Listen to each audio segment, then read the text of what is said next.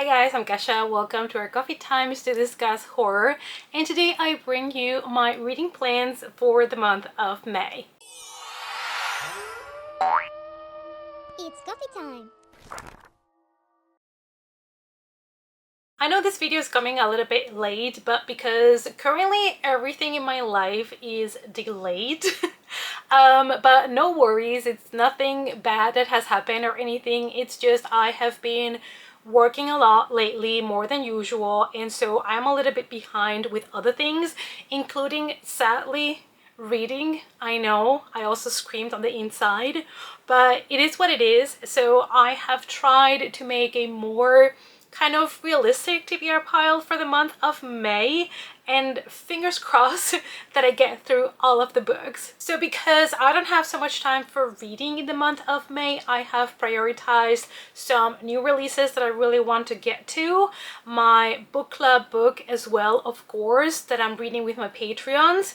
And also, you know, I'm still going on in the background with my themed reading vlogs. I am currently still filming the next installment on the 12 by 12 and the reading the most disturbing books. So those are also happening on the background, so I am still reading extra books apart from the ones that you get to see here today. I'm gonna be reading Girls of a Little Hope by Sam Beck-Bessinger and Dale Halvorsen, and this is a YA mystery thriller.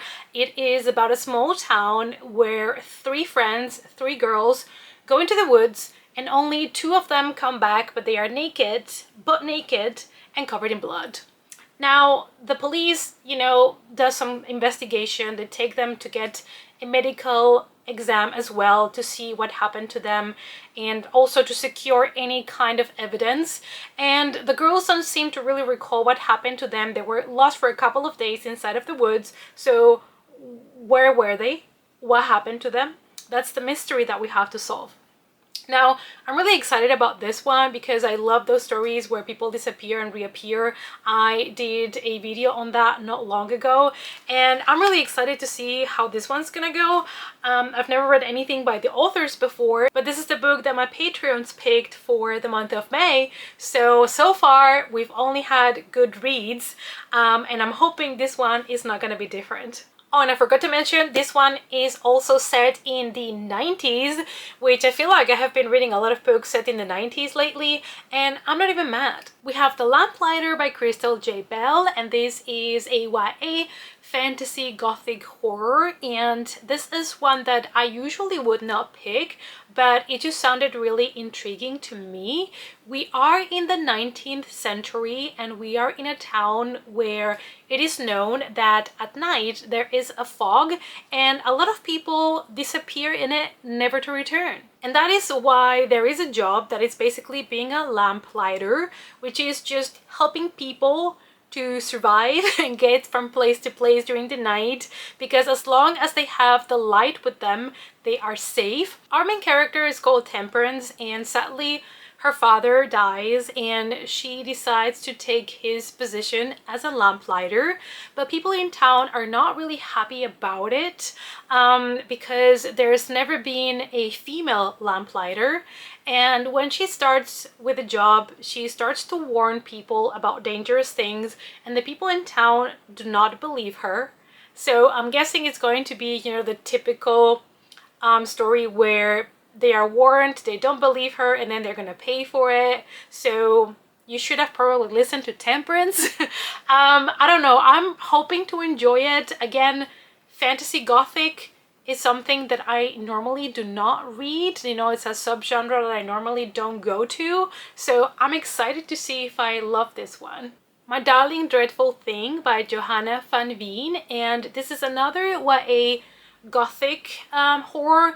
And this year, one of my challenges for myself, my personal challenge, was to expand a little bit when it comes to genres of books, or subgenres of horror perhaps I should say, that I read. And I feel like gothic is something I don't read enough, and I want to explore it a little bit more to also get to understand what kind of gothic books work for me and which ones maybe don't work as well. In this book, we live in a world where we know that ghosts exist and actually we can see them.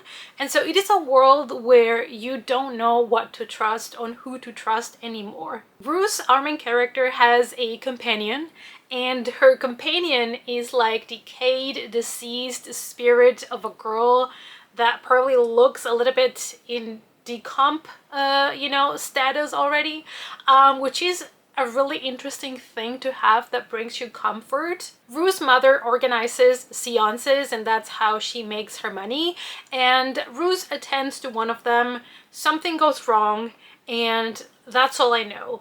But I don't read also many books that have seances in them. So I'm really intrigued to see how this is gonna go. I have read books that have, the Ouija board and stuff, but like real proper seances, I cannot really recall now on the top of my head. So again, trying to read something different, and even though this is gothic fantasy, I'm willing to give it a try, plus I love the cover. The Worst Perfect Moment by Siobhan Plaza, and this is YA fantasy queer with a bit of romance, and again, something that is kind of outside of my comfort zone, but I wanted to give it a try. We follow a girl that has just died, and I think she's stuck in a place that reminds her of the worst week of her life, and there she meets an angel that tells her, that she is in heaven and there's a reason why she's there in this specific place on earth that she remembers. And I think they go back and forth about life decisions and why things are important, why others are not important. So it's more of a reflection of her life. So I don't think it has anything creepy per se, but I just thought this could be a really heartwarming and different kind of love story, and I decided to give it a chance. Now, May is not a month that you would associate with winter or snow, but I'm gonna be reading The Gathering by C.J. Tudor because I can no longer wait. I received my copy during the month of April, and I have been staring at it ever since, and I just want to read the damn thing. This is the Waterstones signed edition, and I really wanted to have a C.J. Tudor signed because I have enjoyed all her books so far, and so I thought this one would be also the perfect one to have signed because of the subject matter. We are in a small town and suddenly people are turning up dead. Now, as they are investigating, people in town believe they know who is responsible for it, and it is a colony of vampires, I believe. So that's all I know, all I need to know. But C.J. Tudor in vampires, these might potentially become my favorite by her, but we shall see. The next book is not going to be a surprise for you guys because you know that I have been dying to read this as well, and that is The Reappearance of Rachel Price by Holly Jackson.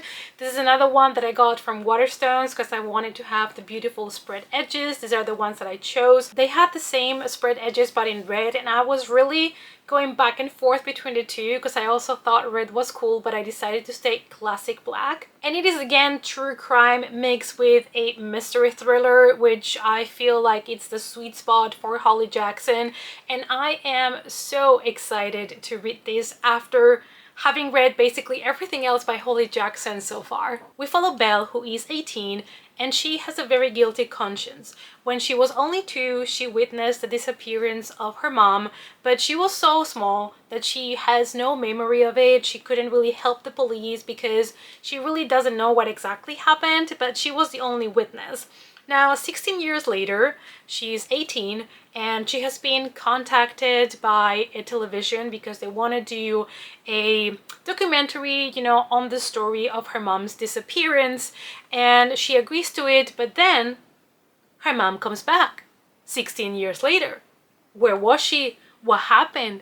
Why did she leave her alone? Really excited to read this one and see the twists and turns that Holly Jackson brings to the story, and hopefully I will love it. Next we have Diabola by Jennifer Thorne, and this is a book that I was so much on the fence about because I had heard people saying it doesn't have as much horror as they had hoped, and I feel like maybe I can read it now because I have heard people talking about it without spoilers, of course, but I am now, you know, I have lowered my expectations when it comes to the horror, and I know what to expect, so I can enjoy the ride.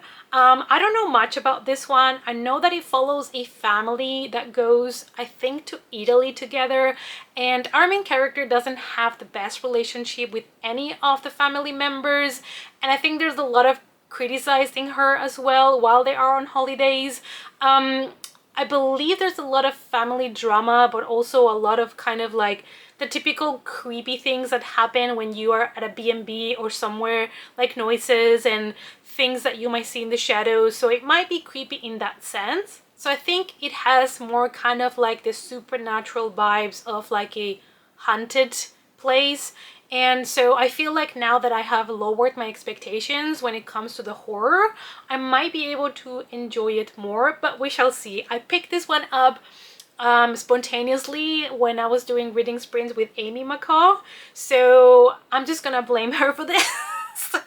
Just kidding. I know she enjoyed it. I know Sharon enjoyed it, so I'm just hoping to also be able to have fun with it. And last but not least, I'm gonna be reading The Watchers by A.M. Shine, and this is a horror fantasy. The reason why I'm reading it is, I think, obvious. The movie's coming out, the trailer is out. I have not watched the trailer. I have kept myself away from it because I want to enjoy the book without having any previous image of how things look like. I want my brain and my imagination to do the job. So this follows a girl that is driving, and at some point the car stops working. She finds herself in the middle of nowhere. She sees like some woods, decides to go in, see if she can find someone's house, someone's cabin, and call for help. And she does find something. She finds a shelter and somebody screaming at her to run and to get into the shelter. So she runs, she gets into the shelter, and she meets people that have been bunkered there, and they tell her that she now can never leave again because they're all trapped there. I think they're only allowed to leave this shelter during the daylight because there's creatures during the night. So that's what I know. And I'm really excited about this one. It's giving kind of like Quiet Place vibes, I guess. Maybe Bird Box vibes, you know, where there's creatures, there are certain rules, and there's people that are trying to survive. But I don't know. I'm really intrigued about this one, really excited to read it and then watch the movie. Alright guys, so these are my reading plans for the month of May. I might be a little bit delulu. I think it might still be a little bit too much, but I'm gonna try my best. At least I have some highly anticipated releases of mine, so I think those I'm gonna be so excited to read that I'm gonna get through them fast. So fingers crossed that I managed to read as much as possible. I hope that you enjoyed seeing the books that I plan on reading during the month of May. If you do have a planned TBR like I do, let me know which books are you planning to read during the month of May. Let's talk about it in the comments. Thank you guys as always so much for watching, and I hope to see you all as always in our next coffee time. Bye!